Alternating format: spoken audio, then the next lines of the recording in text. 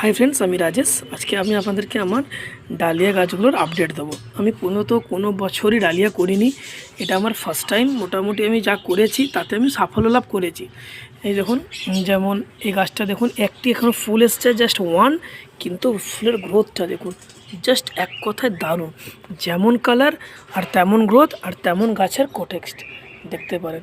আমি মূলত এটা দেখুন, একটা কুড়ি এখানে অলরেডি ফাড়া শুরু হয়েছে, আর এ দেখুন এক একটা গাছ।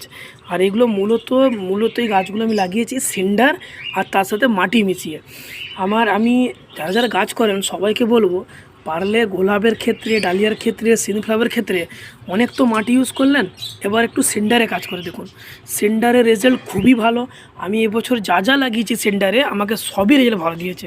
এমনকি কিছু গোলাপ করেছিলাম তারাও ভালো ফুল দিয়েছে, কিছু ডালিয়া করেছি তারা ফুল দিয়েছে, কিছু ন্যাস্তেসিয়াম করেছি তারাও ভালো ফুল দিয়েছে। মূলত আমি এক কথা সবাইকে অনবরত বলতে পারি যে আপনারা সিন্ডারে কাজ করুন, সিন্ডারের রেজাল্ট এখন খুবই ভালো। ধন্যবাদ।